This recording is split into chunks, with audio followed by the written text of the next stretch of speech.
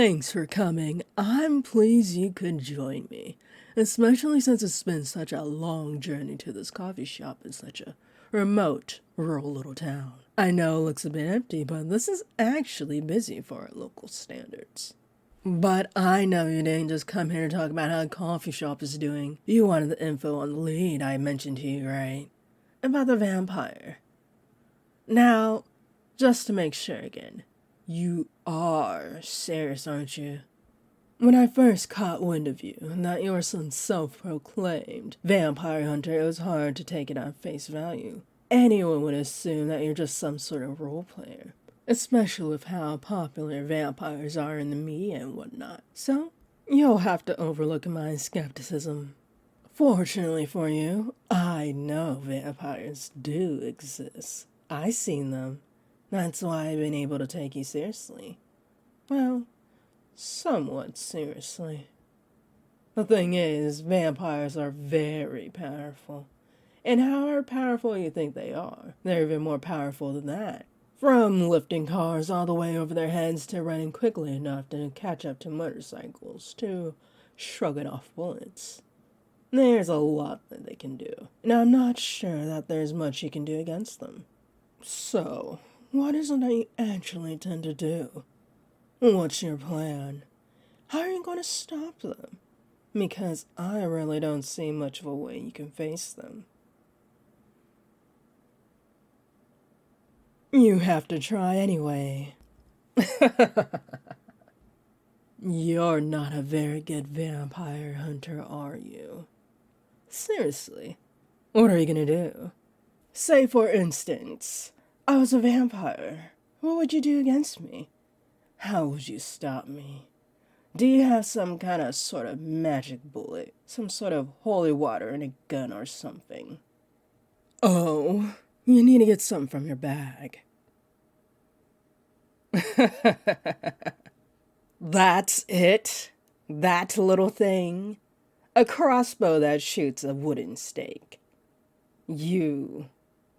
I can't believe you barely even sharpened the stake, it's so dull. Saying you're not a very good vampire hunter was a bit of an understatement. Oh well, at least it was cute. There really is nothing you can do against me then. What do I mean by that? Oh, now you're catching on. Normally I'll just tease you and just give you a subtle hint. But I think that might actually go over your head, so I'll just say it plainly. Why do you think I invite you all the way out here to the middle of nowhere? Sounds like a trap, doesn't it? Like one a vampire would pull. I had assumed you were just coming along anyway, knowing it was a trap with some sort of ace up your sleeve. But it seems actually you were just that clueless. Now, if you haven't caught along yet, yes, I am a vampire. Look at you freeze up. What happened to all that I have to try anyway talk earlier? You're adorable. Oh, do you think I'm not gonna do anything to you because we're in public and I'm unarmed? Oh, you poor, poor thing. You really underestimate me. Everyone, get out! Stand by the doors and windows. Now, it's just you and me. Surprise? They're my thralls. Everyone in this town is my thrall, you see. Well, other than you for now. We'll see how you behave. I wouldn't run if I were you, by the way. I could sprint to the end of this room before you even left your seat. In fact, I wouldn't even need to set out to take you out. I could throw a coin with enough force to pierce your skull, and with enough precision to hit a bird in flight. So, why don't we just have a little talk? It's been so long since I had a good company to talk to. The thralls aren't very interesting. Nothing in this sleepy little hamlet is, other than you. It just so happens I've known you about for far longer than just before I contacted you. A vampire has to look out for their own safety, after all. I might be immortal, but you don't live for as long as I do without keeping tabs on all the potential threats. And I suppose maybe you might kinda count as a threat.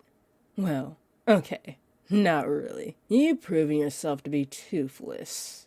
It's actually quite charming. It's nostalgic. There aren't any vampire hunters these days.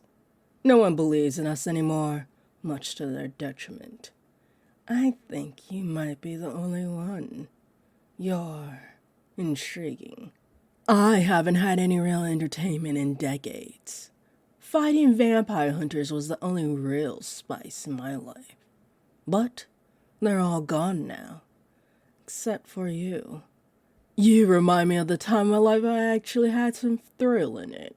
And true, you're not a particularly skilled vampire hunter.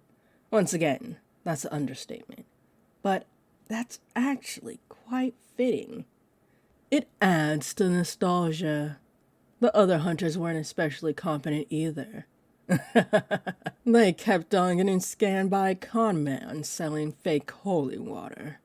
And it's because of that nostalgia that the highlight of my lonely nights was all about stalking you. Watching you go on about your day, scouring the internet ineffectively for leads on vampires. Going to all the wrong websites and asking questions to all the wrong people. Absolutely adorable. Not that I was stalking you in a romantic way. I can assure you, just in a tactical sort of way, to keep an eye on you to see what ways you might be able to threaten me. I promise. Really. That aside, I have taken interest in you. Bask in the honor. So, without further ado, you are mine now. Here, take my hand. We'll be going to my estate, and I'm sure, even if it was next door, you'll get lost without me holding your hand. You're honestly pointing that little toy at me. You know it's not gonna do anything right. I could shrug off getting hit by a truck. Your dull little stick isn't going to be very good at penetrating me. But, tell you what, if you like, I can expose my chest. Give you a clear shot straight to my heart so you can see just how futile it really is. But seriously, your resistance is pointless. You're in front of a vampire in a town consisting exclusively of their thralls. You're done. Give up. Well, I do admire it a bit. That you're willing to throw your life away facing me. But what about the lives of your loved ones? Your friends and your family? That's right. I've been watching you this entire time. I know everything about you. I know who you spend your time with, who you talk to, who you laugh with. And oh, I really hate it when you talk and laugh with others. So, it wouldn't be much of an issue if I removed them from the picture. And if you refuse me, if you rejected my kind and generous offer to take you in, well, to be honest, it's a demand. But if you rejected me, I wonder just how far my retaliation would reach. Ah, that's what I like to see. The sight of you putting your hands up in surrender. It makes me want to bite down on your neck right now. I think I'll have to restrain myself, though. Right now, I'm eager enough to crush it. I wouldn't want you dying on me. You're gonna give me so much entertainment after all. You're the only interesting thing in my life. It would be a shame if yours were cut short. Which reminds me, your pitiful short human life might be a bit of an issue. I suppose I'll have to turn you. Maybe. If you behave enough, I'll consider it. In fact, if you behave enough, I might even let you see your loved ones. I could keep them here as my thralls. But enough about that. We should head home. I know it's just about time for you to watch your favorite show, and I will give you the privilege of watching it with me. Hey, thanks for listening. Be sure to check out my Discord community, hit the bell, like and subscribe, and also if you want to support me, check out my Ko-fi in my links. Thank you.